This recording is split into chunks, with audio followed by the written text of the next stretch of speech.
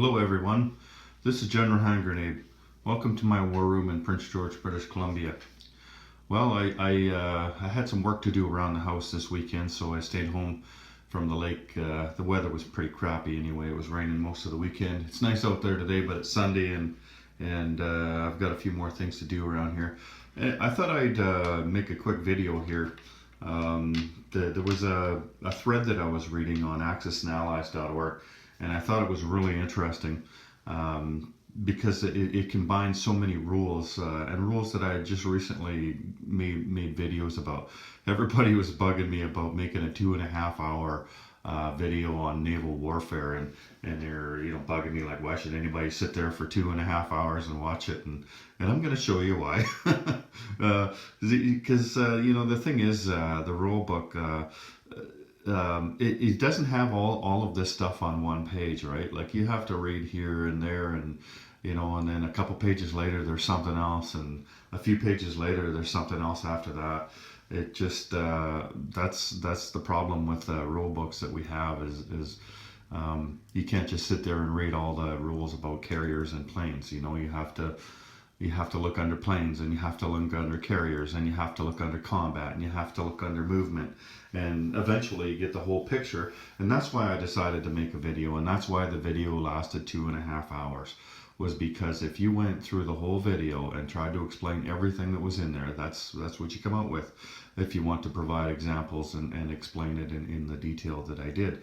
And so why should you watch it? Well, because it could be the difference between a game or not. So the thread on axisandallies.org that I was reading, it was started by a person by the name of Shadow Guidex, and he's got quite a number of posts there, over 800 posts. So he's been a member for a while, and the thread is in the Global 40 section. It's called Aircraft Retreating, and I'll just read it to you. It said, can aircraft with no remaining movement points retreat from combat? Scenario: U.S. has 3 carriers in Sea Zone 6 containing 6 fighters, and that's what you see here. There's 3 American carriers with 6 fighters on them. Japan moved 3 tactical bombers and 3 fighters, along with 3 subs and 2 destroyers into the attack. So I've got a destroyer and 3 subs here for Japan. And he's also got, these are he didn't specify where the boats and the planes came from, so what I did was I moved them 4 spaces away. So here's all the planes, and they move 4 spaces into here. So let's just set this up.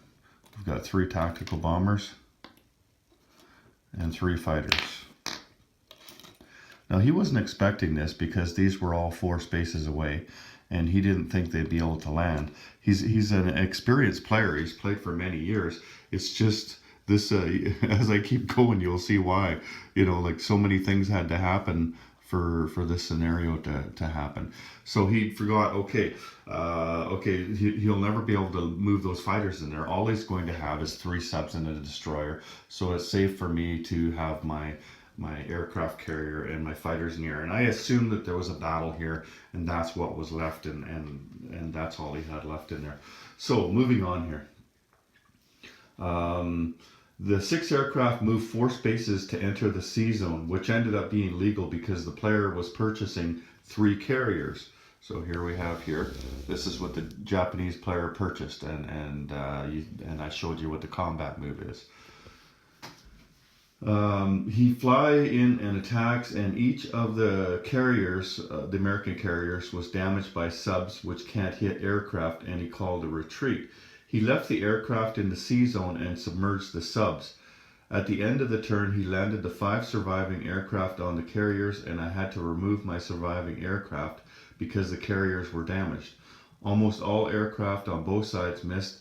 The only real hits were from the subs. And then the question he asked, if an aircraft with no movement remaining retreats, can they remain in the zone? So a lot happened there. He came in, and with his 3 subs, he was lucky enough. And you got to remember, these when combat begins, the planes take to the air. So let's take these planes off the carriers, and they're in the air now. And the carriers are empty. So 6 fighters. He figures, okay, sure, bring your planes in. I'll wipe you out. And the Americans, they get lots of money. That's no problem. I'll trade my fleet for your fleet and a good chunk of your Air Force. He's thinking he's pretty lucky. But what happens is the 3 transports get 3 hits, and the 3 submarines get 3 hits, luckily, and you can't take hits on the planes, right? There's no way that a submarine can shoot a plane, so he has to tip over his 3 aircraft carriers. That's the only thing he can do, right? And then he submerges the submarines because the Americans didn't have a destroyer. He was able to do a sneak attack with his submarines. So let's just move the subs out here. Then he submerges those, thinking... Or anyway, so so he's I'm trying to read this here. He submerges the submarines, and then the rest of the attack happens. He said most of the planes missed. So what happened, I guess, was he only ended up getting 2 hits. He got a hit on the destroyer, and he got a hit on one of the fighters, and that was it. The American player.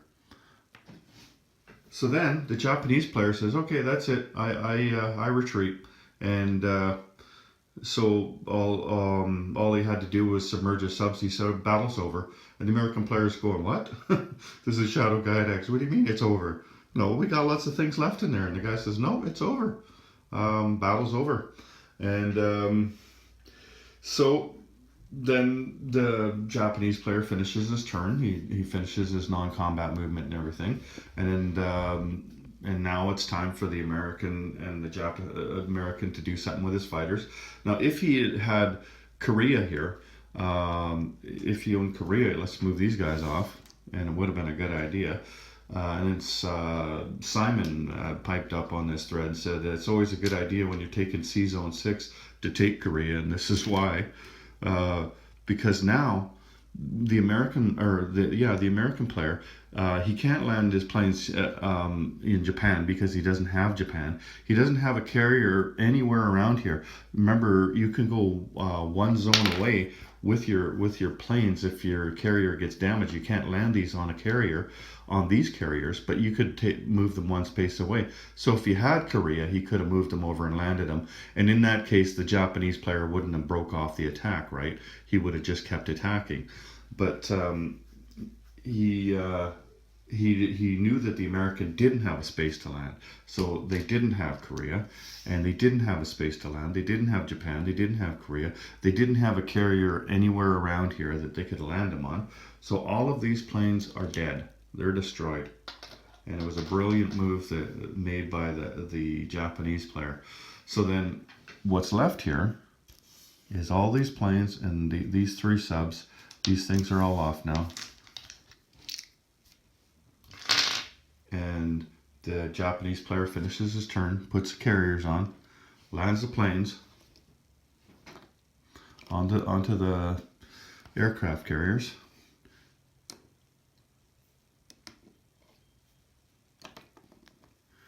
And that's the end of his turn. You can imagine how what a bummer that would be. You didn't think when the Japanese player's turn began, the American player thought all he had to take against him was 3 subs and a destroyer, and that was it. No aircraft anywhere that could reach. And instead, what happened was he lost everything, and the Japanese player, all they lost was a destroyer and a fighter. He still had his 3 submarines, and he's got almost 3 fully loaded carriers now. And so I wonder, why should you watch a 2.5-hour video that talks about naval warfare? That's why. I explained all of these scenarios. I wanted to make this video because I thought it was interesting that all these things happened at once, but I've never made, because I didn't put it all together. you know, but it's in the rule book. All of these things that happened are in the rule book, and this is exactly what was supposed to happen. The Japanese player, knowing all the rules and understanding the rules, made a brilliant play. And as I go down here in the thread, um, he says, "All right, thanks. So it was all legal. Those combined maneuvers, landing on a carrier being built and retreating, submerging after damaging my carriers, totally out of the blue, was genius. That combined with the marvelous attack he made on my UK fleet in the Med has likely done me in." So it sounds like he's going to lose the game, largely because of what happened here. Because the Japanese player was very savvy and they knew the rules, and they were able to take out, like you can see here, these carriers are going to be done for too, right? I mean, they only defend it too. They can sail away, but they're not going to be able to go away far enough, because these carriers here will be able to catch them, right? The planes can fly down there and get them, unless the Americans have a bunch of fleet that they can join up with. Those carriers are dead too. So that's 3 fully loaded carriers that died, and with nothing more than a fighter and a submarine damaged or died for the Japanese. So make sure you know the rules. If you're not going to sit through a 2.5 hour video, and I get it, I understand that's fine, then make sure you read the entire rule book front to back, and remember these types of scenarios. Remember that somebody can still build their boats in a hostile sea zone. Like, this was a hostile sea zone, so he was thinking, oh, they won't be able to build carriers here. But it's in the rule book. It says you can build any boats in a hostile sea zone. Otherwise, the Americans, all they would have to do is just put some boats in here, and Japan would never be able to buy boats unless they had a factory somewhere else on the board, right? So that's why that rule is. It's not just them. I mean, it could be the United Kingdom. If you just covered the sea zones over there, they'd never be able to build boats. So you are allowed to build boats even in a contested sea zone. So what has to happen now is the American player has to decide when it's their turn, and it's going to be their turn next. They have to decide either to fight the boats that are in the zone here, or they have to leave. And there's no doubt they have to leave, because these things do not have an attack value, right? If they leave them there, then they're destroyed. So they can try to get away with them, and hopefully they have some more fleet that they can hook up with. But if they didn't have some boats over in Hawaii or something, then they're screwed. Those carriers are going to be taken out easily. So you have to remember that boats can be built in sea zones, and fighters can be landed in sea zones, anticipating that carriers are going to be built in a sea zone. Anyway, that's I thought that was really interesting, that all of these rules were used on the same play, and they were used so brilliantly, and they turned the tide of a game. I bet you, I don't know, but I bet you that Shadow Gydex was probably winning up to that point if he had all those boats there, and the only thing the Japanese player had to come back at him with was just 3 subs and a destroyer. As far as boats go, I mean, either that or he sailed his fleet way out of range of his capital. But it's more likely that all he had left was those 4 boats and maybe a couple more. So the American player was probably winning in the Pacific, and not anymore, just because of what happened there. That's a really big swing when you think about it. 36 IPCs it would have costed for each one of these carriers to be fully loaded. So that's what's that? $108. $108 at once they sink those carriers. That's pretty tough to come back from. That's a turn and a half build for the Americans at wartime production. Anyway, that's all I got for you today. I just want to welcome Ian Rogers. I'll put a link to his channel in my description. I want to welcome him to YouTube. He's been a subscriber of mine for a while, and he said he was going to build a channel a few months ago, and he's finally done it. He brought his first videos out yesterday. He has a 1939 map, Global War, and a 1936 map, and he's going to be cranking out videos for those two. So far, he's only got 2 very short videos, just announcing himself for the most part. And so I'm excited for Ian, and I'm excited to see what kind of content he puts out for his channel. And if you haven't seen it yet, go over and to the Hilltop Pillbox. He uploaded a video this morning. It's kind of like the Beverly Hillbillies, except for it's the Ballad of Axis and Allies. It's pretty funny. So you want to watch that too. Anyway, that's it. That's all I got for you today. Take care, everyone. General Hand Grenade out.